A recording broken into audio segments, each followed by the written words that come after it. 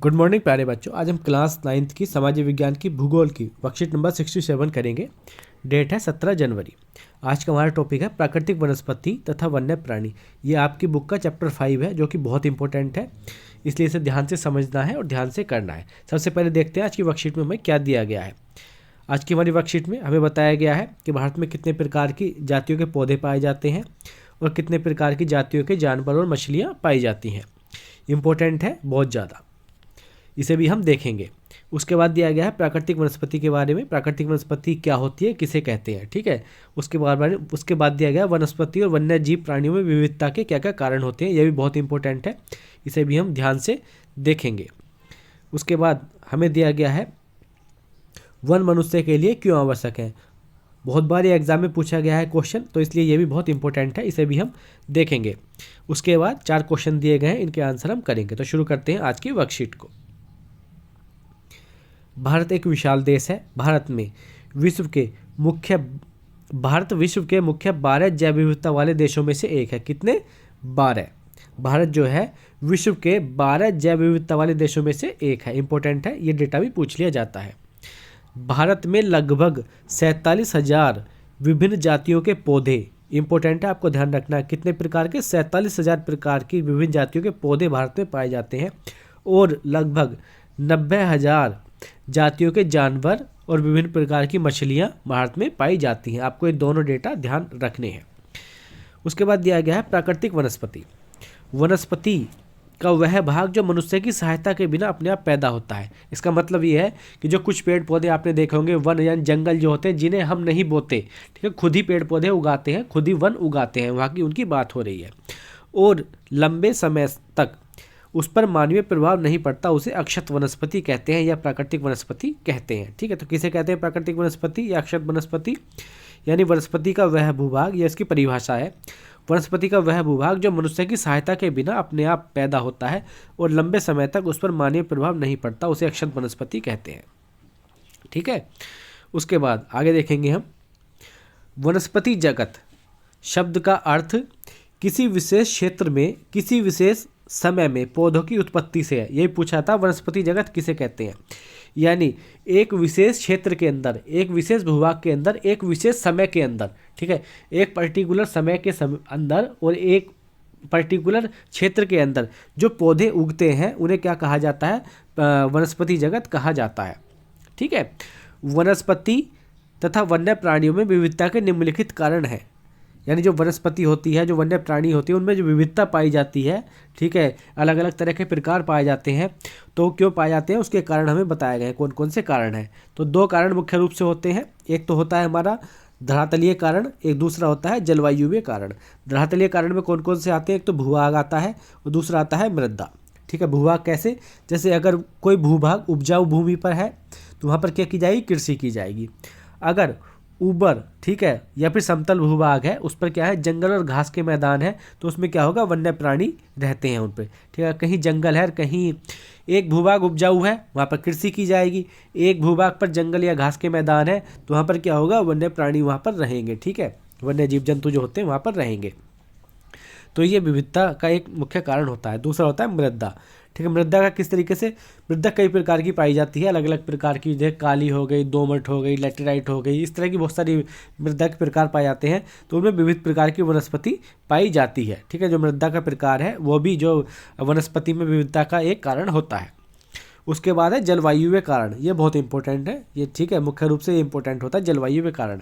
इसमें क्या क्या आता है? एक तो आता है तापमान, एक आता है सूर्य का प्रकाश, यानी कितना सूर्य का प्रकाश वहाँ पर मिल रहा है, एक आता है वर्षा, यानी कितनी वर्षा हो रही है, कम वर्षा हो रही है, ज़्यादा वर्षा हो रही है। तीनों ही बहुत इंपॉर्टेंट होते हैं वनस्पति की विविधता के लिए। ठीक है, अब देखते हैं तापमान। वनस्पति की विविधता और विशेषता तापमान और वायु की नमी पर निर्भर भी करती है। ठीक है, नमी पर भी निर्भर करती है, यानी जो तापमान कैसा है वहाँ का, ठंडा तापमान है या गर्म तापमान है, कैसा तापमान है, उस पर भी निर्भर करती है। ठीक है, और वायु में कितनी नमी है उस पर भी निर्भर करती है। उसके बाद है सूर्य का प्रकाश। प्रकाश अधिक समय तक मिलने के कारण वृक्ष गर्म ऋतु में जल्दी बढ़ते हैं। ठीक है, अगर कहीं पर क्या बोलते हैं प्रकाश बहुत ज़्यादा मिलता है तो वहाँ पर क्या होते हैं? वृक्ष बहुत जल्दी बढ़ जाते हैं। वर्षा का क्या प्रभाव पड़ता है? अधिक वर्षा वाले क्षेत्रों में कम वर्षा वाले क्षेत्रों की अपेक्षा सघन वन पाए जाते हैं, मतलब घने वन पाए जाते हैं। घने वन कहाँ पाए जाते हैं? जहाँ ज़्यादा वर्षा होती है वहाँ पर, ठीक। कम वर्षा वाले क्षेत्रों से घने वन पाए जाते हैं, तो ये वर्षा का प्रभाव पड़ता है। उसके बाद है वन होते हैं, वन मनुष्य के लिए आवश्यक क्यों है? तो वन मनुष्य के लिए बहुत आवश्यक होते हैं। क्यों आवश्यक होते हैं देख लेते हैं। वन जो है नवीकरणीय योग्य संसाधन है, वातावरण की गुणवत्ता बढ़ाए रखने में मुख्य भूमिका निभाते हैं। यह स्थायी जलवायु, मृदा अपरदन और नदियों की धारा को नियंत्रित करते हैं। यह बहुत सारे उद्योगों के आधार हैं तथा कई समुदायों को जीविका प्रदान करते हैं। मनोरम प्राकृतिक दृश्यों के कारण पर्यटकों को आकर्षित करते हैं। वन मृदा को जीवाश्म प्रदान करते हैं और वन्य प्राणियों को आश्रय प्रदान करते हैं, तो इसलिए वन जो है इम्पोर्टेंट होते हैं। तो एक बार इसके क्वेश्चन देख लेते हैं। कुछ क्वेश्चन दिए गए हैं, कौन कौन से क्वेश्चन है सबसे पहले उन्हें देख लेते हैं। पहला क्वेश्चन हमसे पूछा गया है अक्षत वनस्पति किसे कहते हैं। दूसरा क्वेश्चन पूछा गया है वनस्पति जगत से आप क्या समझते हैं। तीसरा क्वेश्चन पूछा गया है वनस्पति तथा वन्य प्राणियों में विविधता के कारण संक्षेप में बताइए। चौथा क्वेश्चन पूछा गया है वन हमारे लिए आवश्यक क्यों है। तो चारों ही बहुत इंपॉर्टेंट है। कहने का मतलब मेरा ये है कि आज की वर्कशीट जो है ये बहुत इंपॉर्टेंट है और आज जो आपकी बुक का ये चैप्टर है ये भी बहुत ज़्यादा इंपॉर्टेंट है। तो अब देख लेते हैं इन सारे क्वेश्चन के आंसर। पहला क्वेश्चन है अक्षत वनस्पति किसे कहते हैं। तो इसका आंसर लिखेंगे हम वनस्पति का वह भाग जो मनुष्य की सहायता के बिना अपने आप पैदा होता है और लंबे समय तक उस पर मानवीय प्रभाव नहीं पड़ता, उसे अक्षत वनस्पति कहते हैं। सेकंड क्वेश्चन है वनस्पति जगत से आप क्या समझते हैं। तो ये भी हमने आज की वर्कशीट में पढ़ा था। इसका आंसर हो जाएगा किसी विशेष क्षेत्र में किसी समय में पौधों की उत्पत्ति को वनस्पति जगत कहते हैं। थर्ड क्वेश्चन है हमारा वनस्पति तथा वन्य प्राणियों में विविधता के कारण संक्षेप में बताइए। तो हमें संक्षेप में बताना है। इसका उत्तर हो जाएगा वनस्पति तथा वन्य प्राणियों में विविधता धरातलीय तथा वायुमंडल जलवायुवीय कारणों पर निर्भर करती है, ठीक है। धरातलीय कारणों में कौन कौन से आते हैं ये लिख देंगे। धरातलीय कारण जैसे भूभाग और मृदा के अलग अलग प्रकार वनस्पति तथा वन्य प्राणियों में विविधता के प्रमुख कारण होते हैं। जैसे विभिन्न स्थानों पर अलग अलग प्रकार की मृदा पाई जाती है जिसमें विविध प्रकार की वनस्पति पाई जाती है।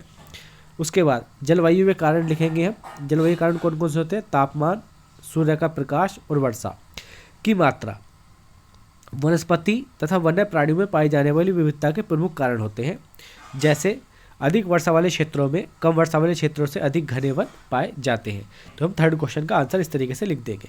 फोर्थ क्वेश्चन है हमारा वन हमारे लिए क्यों आवश्यक है बताइए। तो इसका आंसर हो जाएगा वन हमारे लिए आवश्यक है क्योंकि वन नवीकरणीय संसाधन होते हैं तथा वातावरण की गुणवत्ता को बनाए रखने में मुख्य भूमिका निभाते हैं।